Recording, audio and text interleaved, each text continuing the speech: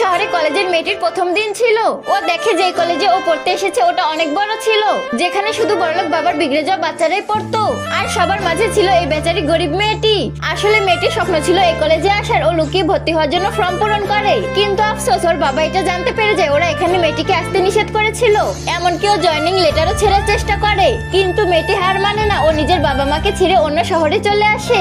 আসার প্রথমেই ও নিজের স্কুল থেকে লিভিং সার্টিফিকেট নিয়ে নেয়। আর যখন ওর কাছে টাকা ছিল না তো স্কুলের প্রিন্সিপাল ওকে সাহায্য করে। কলেজের বাকি সবাই ওকে গরিব দেখে অনেক মজা ওড়ায়, এমনকি ওর কাপড় দেখে ওকে জাজ করে। ওই বেচারি বাস চুপচাপ সবকিছু সহ্য করে। লাঞ্চের সময় একটা মেয়ে ওর কাছে আসে আর বলে, তোমার মতো গরিব মেয়ে এখানে কিভাবে এলো? মেয়েটি হেসে বলে, আমার স্বপ্ন ছিল এই কলেজে আসার আর আমি চলে এসেছি। তবুও ওরা ওর মজা ওড়ায় আর ওকে নিচু দেখায়। তখনই মেয়েটি সিদ্ধান্ত নেয় ও সবাইকে শিক্ষা দিবে। ও কিছু লোকদের নিজের টার্গেট বানায় আর নিজের প্ল্যান অনুযায়ী কাজ করতে শুরু করে। কিছুদিন পর ও নোটিশ করে ওদের মধ্যে কিছু ভালো লোকও আছে, কিন্তু ও একটা চাল চালে। কোনো কথা নিয়ে ও দুইটা ছেলের মধ্যে ঝগড়া লাগিয়ে দেয়। মেয়েটি সুযোগ বুঝে ঝগড়ার ভিডিও রেকর্ড করে নেয়। এখন ওদের কাছ থেকে টাকা ওসুল করার উপায় পেয়ে যায়। ও কাছে যায় আর বলে, শান্ত হয়ে যাও সবাই। ফের ও বলে ও পুরো ভিডিও রেকর্ড করে নিয়েছে আর এটা ডিলিট করার জন্য ও টাকা চায়, কিন্তু সবাই ওকে টাকা দিতে মানা করে দেয়, এমনকি ওকে ধমকায়ও। মেয়েটি রাগ হয়ে যায়, ও একটা ছেলের ডিম ফাটিয়ে দেয়।